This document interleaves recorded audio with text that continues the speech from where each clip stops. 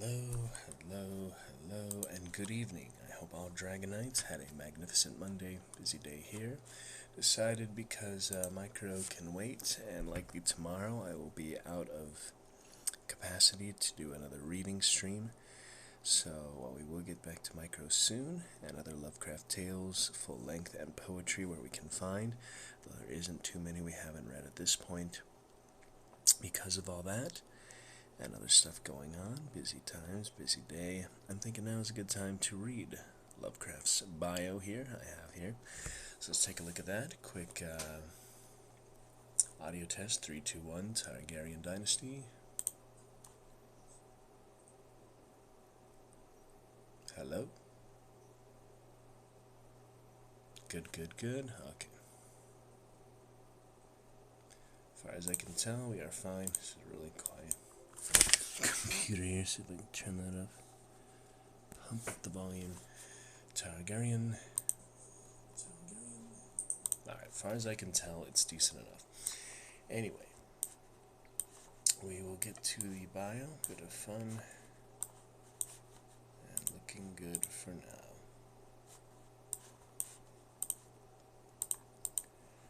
Alrighty then. Let's see what we've got here. Yep, like I said, a magnificent Monday for all Dragonites. Other good stuff will return. A very busy week. I have other physical coming up. Did other verification today, but anyway, we will figure it out. I'll let you know the schedule day by day, as always. And when I do need to take 10 weeks off or months off at a time, we'll obviously turn on vacation mode, but I will make sure things are still intact, still taken care of behind the scenes before we return to main show. It will be sad to leave the Dragon's Roost, our lovely home main show, for the first extended period of time. We've never been gone for more than a couple of days at a time, but things happen in life. We got to prepare for future legacy and wealth, so look forward to it. For now, let us go ahead and get to Lovecraft's bio. Interesting, I never really thought of what his name was, but here it is.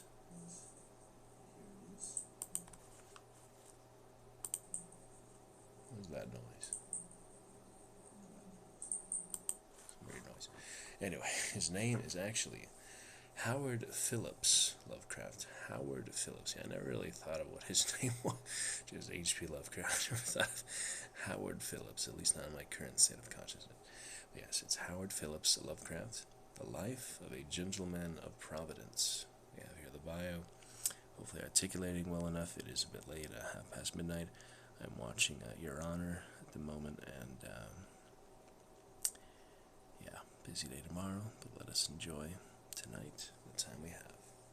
This is by S.T. Joshi, the biography, and it is described as: this brief biography first appeared in the H.P. Lovecraft Centennial Guidebook, and appears here with S.T. Joshi's permission.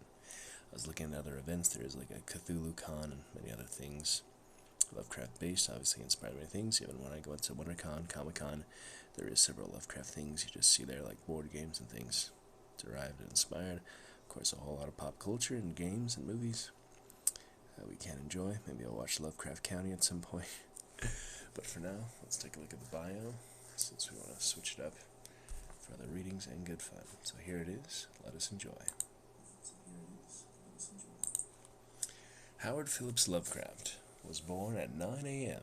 on August 20th, 1890, at his family home at 454, then numbered 194, Angel Street in Providence, Rhode Island. How about that? His mother was Sarah Susan Phillips Lovecraft, who could trace her ancestry to the arrival of George Phillips to Massachusetts in 1630. His father was Winfield Scott Lovecraft, a traveling salesman for Gorham and Co., silversmiths of Providence. When Lovecraft was 3, his father suffered a nervous breakdown in a hotel room in Chicago and was brought back to Butler Hospital, where he remained for 5 years before dying on July 19th, 1898. Lovecraft was apparently informed that his father was paralyzed and comatose during this period, but the surviving evidence suggests that this was not the case. It is nearly certain that Lovecraft's father died of paresis, a form of neurosyphilis. With the death of Lovecraft's father, the upbringing of the boy fell to his mother, his two aunts, and especially his grandfather, the prominent industrialist Whipple Van Buren Phillips. Lovecraft was a precocious youth. He was reciting poetry at age 2, reading at age 3, and writing at age 6 or 7. Talk about a prodigy. Wow. His earliest enthusiasm was for the Arabian Nights, that's a good one, which he read by the age of 5. It was at this time that he adopted the pseudonym of Abdul al-Hazred. No wonder he puts that in the story. Who later became the author of the mythical Necronomicon. The next year, however, his Arabian interests. Give me a second. I think I left some water running or something.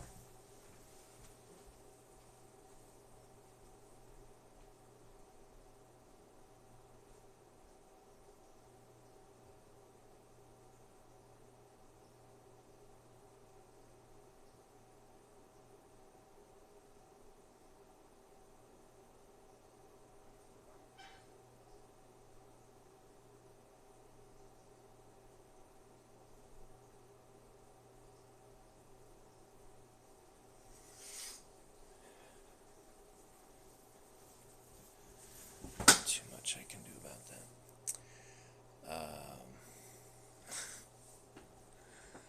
Alright. The next year, however, his Arabian interests were eclipsed by the discovery of Greek mythology, gleaned through Bulfinch's Age of Fable, and through children's versions of the Iliad and Odyssey. Indeed, his earliest surviving literary work, the poem of Ulysses, 1897, when he was 7 years old, is a paraphrase of the Odyssey in 88 lines of internally rhyming verse. God. But Lovecraft had by this time already discovered weird fiction, and his first story, The Non-Extant, The Noble Eavesdropper, may date to as early as 1896. His interest in the weird was fostered by his grandfather, who entertained Lovecraft with off-the-cuff weird tales in the Gothic mode. As a boy, Lovecraft was somewhat lonely and suffered from frequent illnesses, many of them apparently psychological. His attendance at the Slater Avenue School was sporadic, but Lovecraft was soaking up much information through independent reading. At about the age of 8, he discovered science, first chemistry, then astronomy. He began to produce hectographed journals, the Scientific Gazette, 99 to 907, and the Rhode Island Journal of Astronomy, 1903-07, for distribution amongst his friends. When he entered Hope Street High School, he found both his teachers and peers congenial and encouraging, and he developed a number of long-lasting friendships with boys of his age.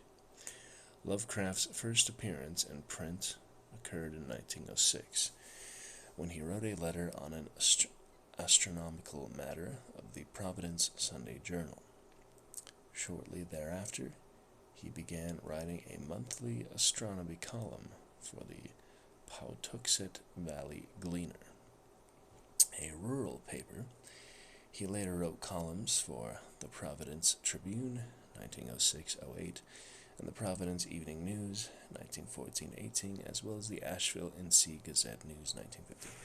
I also wanted to say, I know this is off topic, but sorry for the power washing stream being a failure last night.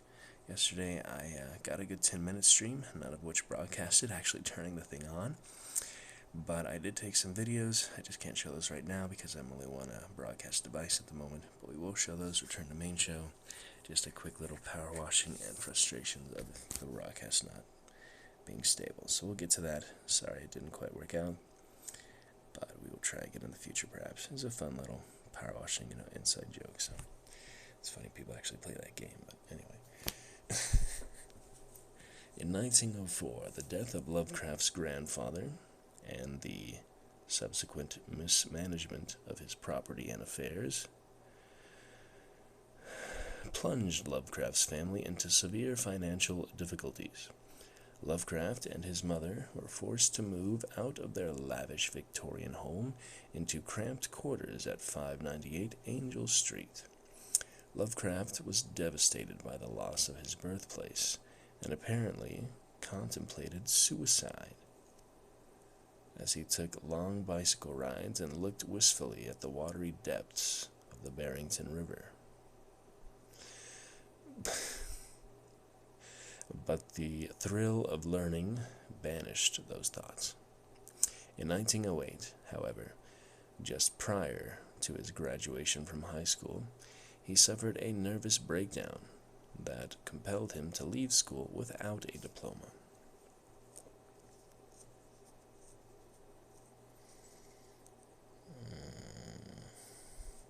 This fact, and his consequent failure to enter Brown University, were sources of great shame to Lovecraft in later years, in spite of the fact he was one of the most formidable autodidacts of his time. From 1908 to 1913, Lovecraft was a virtual hermit, doing little save pursuing his astronomical interests and his poetry writing. During this whole period, Lovecraft was thrown into an unhealthily close relationship with his mother, who was still suffering from the trauma of her husband's illness and death, and who had devoted a pathological love-hate relationship with her son. Lovecraft emerged from his hermitry in a very peculiar way. Having taken to reading the early pulp magazines of the day, he became so incensed at the insipid love stories of one Fred Jackson in the Argosy that he wrote a letter in verse attacking Jackson.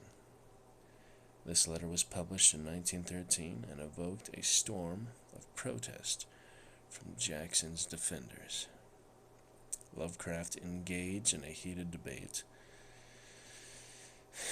in the letter column of the Argosy and its associated magazines. Lovecraft's responses being almost always in rollicking heroic couplets reminiscent of Dryden and Pope. This controversy was noted by Edward F. Dawes, president of the United Amateur Press Association, the UAPA, a group of amateur writers from around the country who wrote and published their own magazines. Dawes invited Lovecraft to join the UAPA, and Lovecraft did so in early 1914. Lovecraft published 13 issues of his own paper, The Conservative, 1915-23, as well as contributing poetry and essays voluminously to other journals. Later, Lovecraft became president and official editor of the UAPA, and also served briefly as president of the rival National Amateur Press Association, NAPA. This entire experience may well have saved Lovecraft from a life of unproductive reclusiveness. As he himself once said, 1914, In 1914, when the kindly hand of amateurdom was first extended to me, I was as close to the state of vegetation as any animal well can be.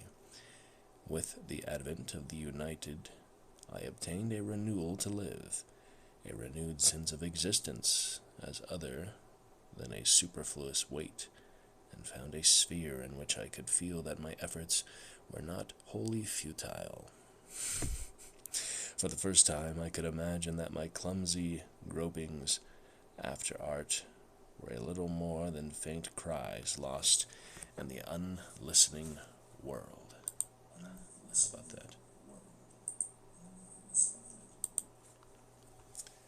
Okay. It was in the amateur world that Lovecraft recommenced the writing of fiction, which he had abandoned in 1908. W. Paul Cook and others, noting the promise shown in such early tales as The Beast in the Cave, 1905, and The Alchemist, 1908, urged Lovecraft to pick up his fictional pen again.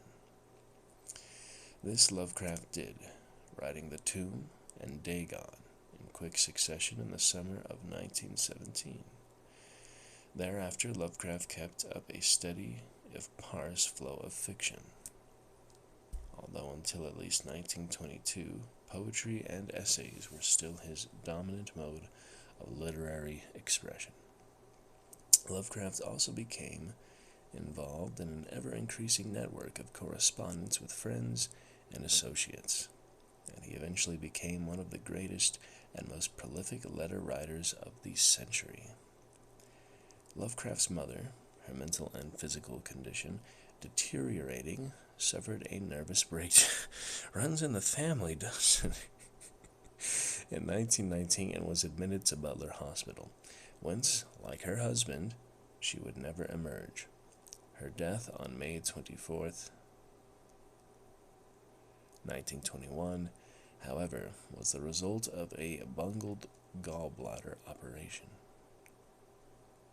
Lovecraft was shattered by the loss of his mother, but in a few weeks had recovered enough to attend an amateur journalism convention in Boston on 4th of July, 1921. It was on this occasion that he first met the woman who would become his wife. Sonia Haft-Green was a Russian Jew, 7 years Lovecraft's senior, but the two seemed, at least initially, to find themselves very congenial. Lovecraft visited Sonia in her Brooklyn apartment in 1922, and the news of their marriage on March 3rd, 1924, was not entirely a surprise to their friends, but it may have been to Lovecraft's two aunts, Lillian D. Clark and Annie E. Phillips Gamwell, who were notified only by letter after the ceremony had taken place.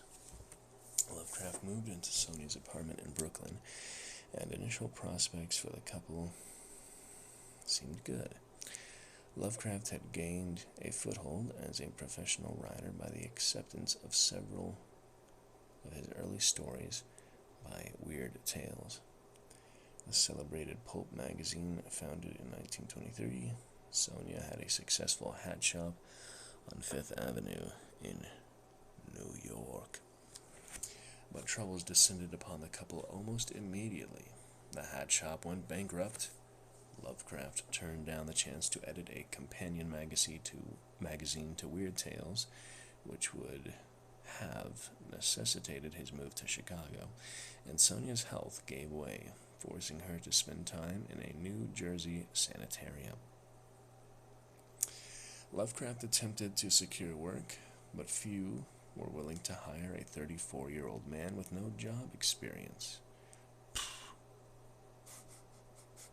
On January 1st, 1925, Sonia went to Cleveland to take up a job there, and Lovecraft moved into a single apartment near the seedy Brooklyn area called Red Hook. How about that, Red Hook? Freaking bastards. Alright. Although Lovecraft had many friends in New York, Frank Belknap Long, Reinhard Kleiner, Samuel Loveman, he became increasingly depressed by his isolation and the masses of foreigners in the city. His fiction turned from the nostalgic The Shunned House, 1924, is set in Providence, to the bleak and misanthropic The Horror at Red Hook, and he, both 1924, lay bare his feelings for New York. Yeah, I remember that one. Finally, in early 1926, plans were made for Lovecraft to return to the Providence he missed so keenly. But where did Sonia fit into these plans? No one seemed to know, least of all Lovecraft. Although he continued to profess his affection for her, he acquiesced when his aunts barred her from coming to Providence to start a business. Their nephew could not be tainted by the stigma of a tradeswoman wife. The marriage was essentially over, and a divorce in 1929 was inevitable. When Lovecraft returned to Providence on April 17, 1926, sitting at 10 Barnes Street north of Brown University, it was not to bury himself away as he had done in the 1908 to 13 period. Rather, the last 10 years of his life were the times of his greatest flowering, both as a writer and as a human being. His life was relatively uneventful. He traveled widely to various antiquarian sites around the eastern seaboard, Quebec, New England, Philadelphia, Charleston, St. Augustine. He wrote his greatest fiction from The Call of Cthulhu, 1926, to At the Mountains of Madness, 1931, to The Shadow Out of Time, 1934 to 35, and he continued his prodigiously vast correspondence. But Lovecraft had found his niche as a New England writer of weird fiction and as a general man of letters. So, did we read Shadow Out of Time? That one is the only one that doesn't sound familiar. Maybe we'll take a look at that. He nurtured the careers of many young writers: August Derleth, Donald Wandrei, Robert Bloch, Fritz Leiber. Too bad we never heard of them. He became concerned with political and economic issues as the Great Depression led him to support Roosevelt and become a moderate socialist. And he continued absorbing knowledge on a wide array of subjects, from philosophy to literature to history to architecture. Fun.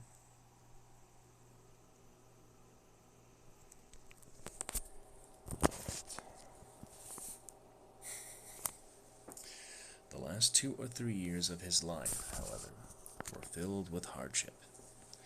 In 1932, his beloved aunt, Mrs. Clark, died, and he moved into quarters at 66 College Street, right behind the John Hay Library, with his other aunt, Mrs. Gamwell, in 1933.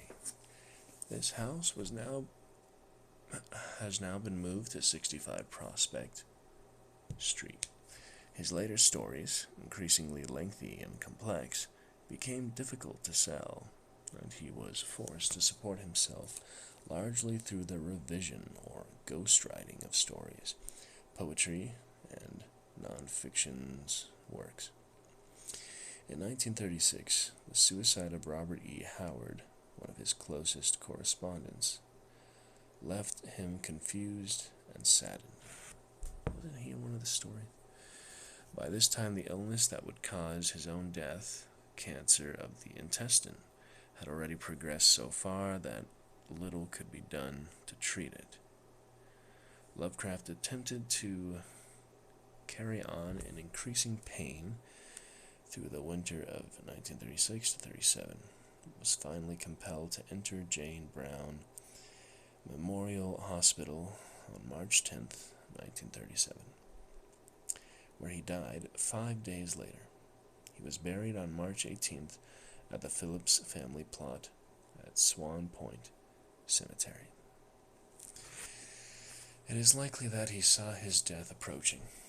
Lovecraft envisioned the ultimate oblivion of his work. He had never had a true book published in his lifetime, aside perhaps from the crudely issued The Shadow over Innsmouth, 1936, which we read, and his stories, essays, and poems were scattered in a bewildering number of amateur or pulp magazines. But the friendships that he had forged merely by correspondence held him in good stead. August Derleth and Donald Wandrei were determined to preserve Lovecraft's stories in the dignity of a hardcover book, and formed the publishing firm of Arkham House, initially to publish Lovecraft's work. They issued The Outsider and others in 1939. Many other volumes followed from Arkham House, and eventually Lovecraft's work became available in paperback and was translated into a dozen languages. Today, at the centennial of his birth, his stories are available in textually corrected editions. His essays, poems, and letters are widely available, and many scholars have probed the depths and complexities of his work and thought. Much remains to be done in the study of Lovecraft, but it is safe to say that thanks to the intrinsic merit of his own work and to the diligence of his associates and supporters, Lovecraft has gained a small but unassailable niche in the canon of American and world literature. We'll get to some essays or such next time. Yeah, that would be fun. Hope you enjoyed for now. Going to bed before too long. I will wish you a terrific Tuesday ahead. Thank you all, Dragon Knights. Good fun. Until then, catch you later.